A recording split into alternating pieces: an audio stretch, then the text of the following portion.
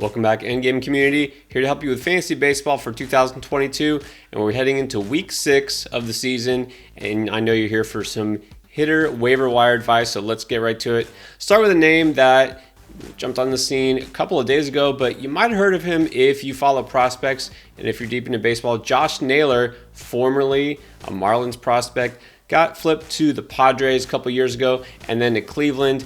It seems like he's been around forever, but he is only 24 years old, and he's been up and down, never really stuck or really had extended success at the major league level.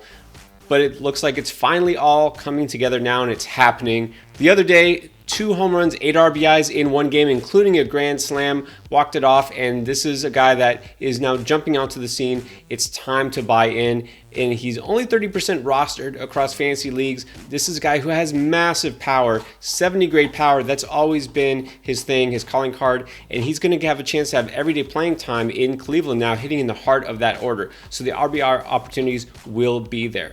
Well, he's already got 22 RBIs in just 72 at-bats this season. I think it's safe to say this is the breakout. It's happening. He's a guy who could be around for a long time, in fact. So if you're in a keeper or dynasty league, definitely want to grab him. But look, even in redraft, go ahead and add him right now. All right, from a former prospect to a current prospect. So just after last week's video, Royce Lewis was called up for the Minnesota Twins. This guy was a former #1 overall pick, and so we know there's a high ceiling there. Obviously, the reason they took him, he's a shortstop. He's got a nice power and speed combination, exactly what you want from a guy who you picked #1 and in the middle infield. So obviously, Carlos Correa being at shortstop is an issue for him, but no longer because, well, that finger that had been bothering him didn't put him on the injured list initially, but now it's just not healing in time, so he is going to miss some time.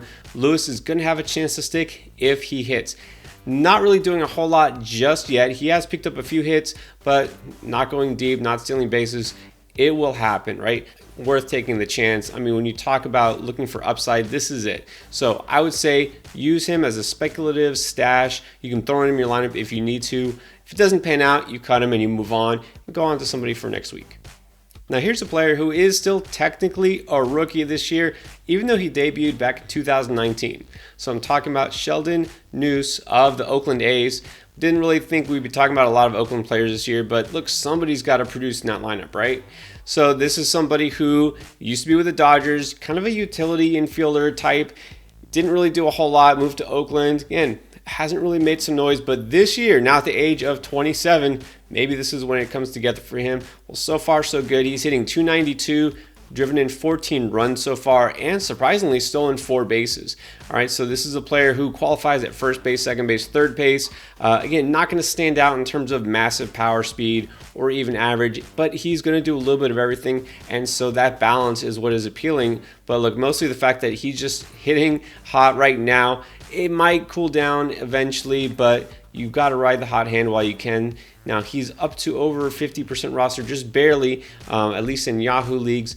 A chance that he might have been picked up already in your league, but this is a chance to get him if he's still available. All right, let's move on to another prospect. This time someone who just got called up, and this one's pretty exciting. We're talking about Alek Thomas of the Arizona Diamondbacks. Arizona in desperate need of some offensive help. Well, Thomas could be the answer. Well, he just hit his first home run of the season, of his major league career. This is a guy who does have that balance talked about with Neuse. This is somebody who has much more high skill level at each category, so he could give you potentially across the whole season if he stays on the roster 20 plus home runs, at least double-digit steals, can hit for average. Now, he is sitting at the bottom of the order as of right now, but I have a feeling that he's going to move his way up. Look, this Arizona offense, it's never going to be the best in the league, right? We know this based on what's going on there. This is a chance for some life to be injected there. Thomas right now, definitely worth adding, especially in roto leagues, because like I said, he can help you across multiple categories. So grab Alek Thomas now before the word gets out. And I'm going to go back to a couple of names I mentioned last week and even a few weeks ago. If you missed the boat on Ramon Laureano, maybe not too late. He was barely rostered anywhere because, well, he's been suspended all season long, but no more. Now he's playing every day. Had been center field. Now it looks like he might move to right field with Kristen Pash playing center field. Great defensive outfield there for Oakland. But look, with Laureano, as opposed to Pash, he's someone who can hit for power and he will steal some bases.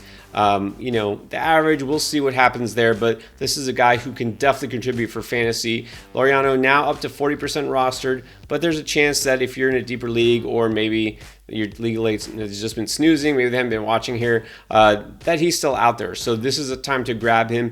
And finally, Jorge Mateo, who I mentioned earlier in the season. This is somebody who now is holding down an everyday job in Baltimore. I get it, Baltimore is not exciting, but this is someone who is second in the majors in stolen bases with 9 steals. It doesn't look like that's going to change.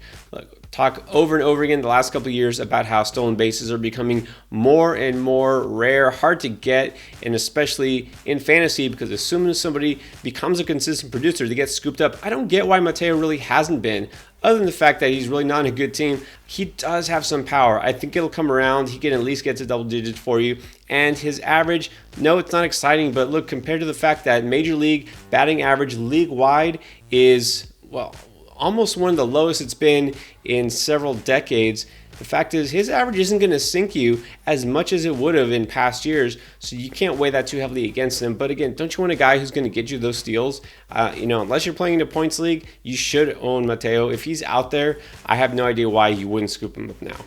All right, those are my waiver wire recommendations for hitters heading into week 6. Good luck, guys. Don't forget to check out the picture version of this video as well. We're here all season long to help you out. All right, thanks for watching.